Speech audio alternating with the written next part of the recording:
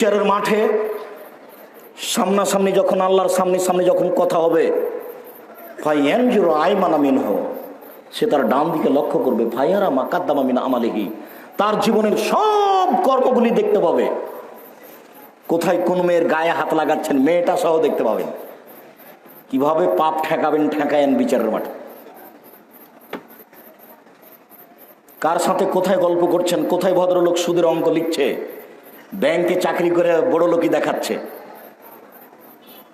আপনাকে শতবার বলা আছে বাংলাদেশে এমন কোনো ব্যাংক নেই যে ব্যাংকে চাকরি করে সে টাকা বৈধ হতে পারে। কথাকে উপেক্ষা করে কোনো লাভ নেই, কথা আমি অনুসরণের জন্য বলেছি।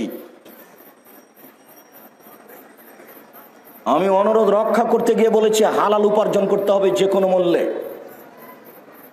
অবৈধ উপার্জন থেকে ফিরে আসতে হবে। যেখানে অঙ্ক কোশ্চেন সুদের সে দেখতে পাবেন আপনি।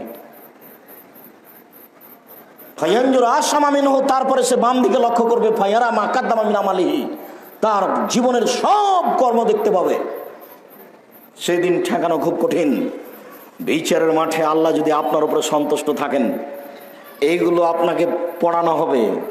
পড়াতে পড়াতে আল্লাহ তাআলা বলবেন, আজ আলামা কাতাবাতি, আমার লেখকেরা কি অন্যায় করেছে?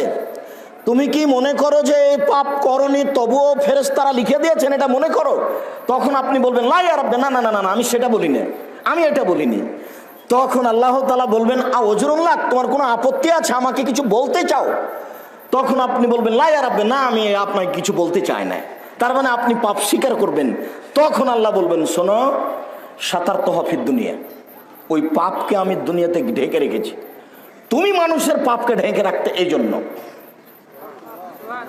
আমি দুনিয়াতে তোমার পাপ ঢেকে রেখেছি, কাউকে দেখতে দিনি।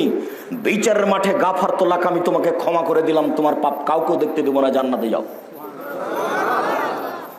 বিচারের মাঠে আল্লাহ আপনার পাপকে ঢেকে রাখবেন কেন? আপনি দুনিয়াতে মানুষের পাপ, মানুষের দোষকে ঢেকে রেখেছেন, এই জন্য। আমি যদি বুঝাতে না পারি আমি অক্ষম। রাসূল সাল্লাল্লাহু আলাইহি সাল্লাম 1450 বছর পূর্বে এই কথা বলে গেছেন, এই কথা ঠিক, কিন্তু আমাদের অক্ষমতার দরুন জাতিকে বুঝাতে পারলাম না যে পাপ ঢেকে রাখা কত ভালো, প্রকাশ করা কত খারাপ।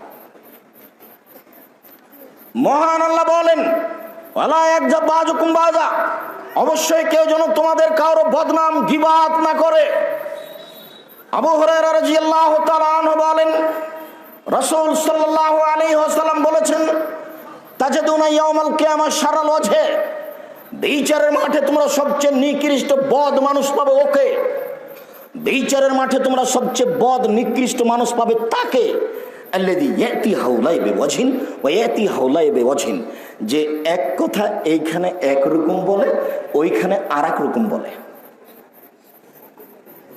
এ হলো সবচেয়ে খারাপ, এই চুগলখোর শয়তান, চরিত্রই খারাপ, তার আচরণই খারাপ, সে নিম্ন শ্রেণীর মানুষ।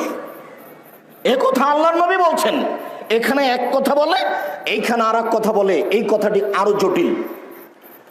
রাসূল সাল্লাল্লাহু আলাইহি ওয়াসাল্লাম বলেন, মান কানা যা ওয়াজহাইনে ফিদ দুনিয়া কানা লাহু লিসানান মিন নার ইয়াউমাল কিয়ামা, বিচারের মাঠে দুনিয়াতে যার দুইটি মুখ হবে, আমাদের ভাষায় বলা হয় দোমুখা। দুনিয়াতে যার দুইটি মুখ হবে, বিচারের মাঠে তার মুখে দুইটা আগুনের জিহ্বা থাকবে। আমি অনুবাদক, কথা বুঝাতে না পারলে আবার বলি। দুনিয়াতে যদি মানুষ গীবাত করে, তাহলে বিচারের মাঠে তার মুখে কয়টা জিহ্বা থাকবে?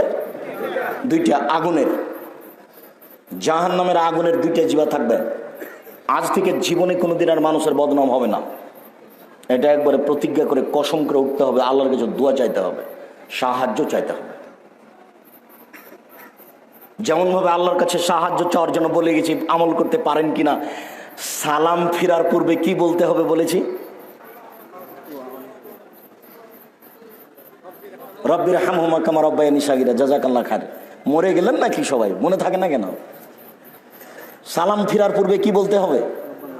রব্বির হামহুমা কামা রাব্বায়ানি সাগীরা। বাপ মাকে ভালোবাসতে হবে, ওই ভিত্তিতে এই কথা বলে গেছিলাম।